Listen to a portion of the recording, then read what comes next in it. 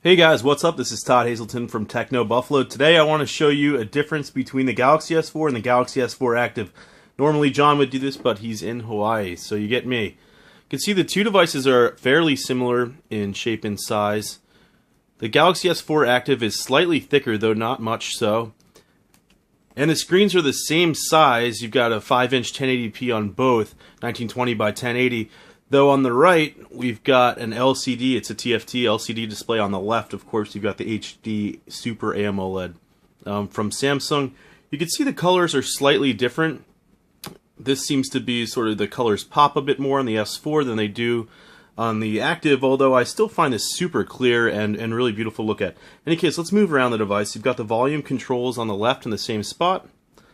On the bottom, you've got the same micro USB port location, though there's a hatch on the S4 Active that's to keep the water and dust out.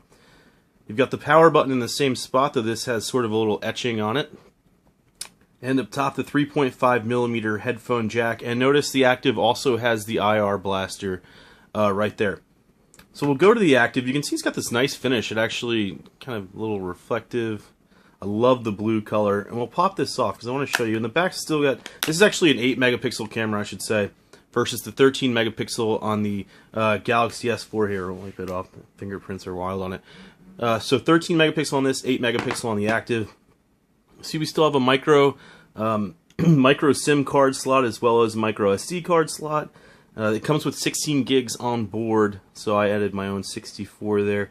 Then the battery here, and if you look at the undershell, you can see that it's got this plastic border sort of running around it, and that's to keep the water and dust out. And when you put it back on, you really want to make sure that you click everything into place, because if you don't, you can hear all the snaps, because if you don't, the water can actually get through. So real quick, I'll show you some of the features. You've got the same sort of touch interface. You can see that if I hover above the screen, it's got all of the same settings options that the S4 has. So you've got Smart Scroll, Smart Pause, Air View. I won't go over all of them. You're probably very familiar with them now. Android 4.2.2. That's Jelly Bean.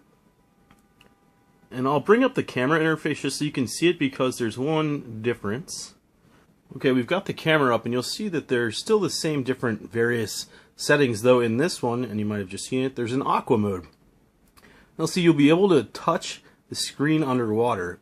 Unable to touch, and that's correct. I've actually used this in the water already. The screen doesn't work right. So you need to use the volume key as the camera or record button, which is right down here. So we'll hit, that means the camera key.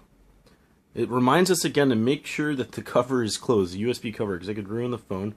And then in this case, you can see I'm taking pictures hitting the volume button right there. And then when we're done, we can get out of auto mode, or get out of camera mode, sorry, the aqua mode, into anything else. We'll go back into auto so that the screen works again completely.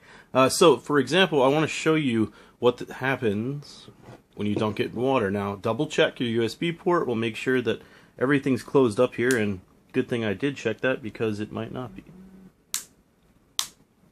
Alright, so we've got everything closed up. You'll want to do that too.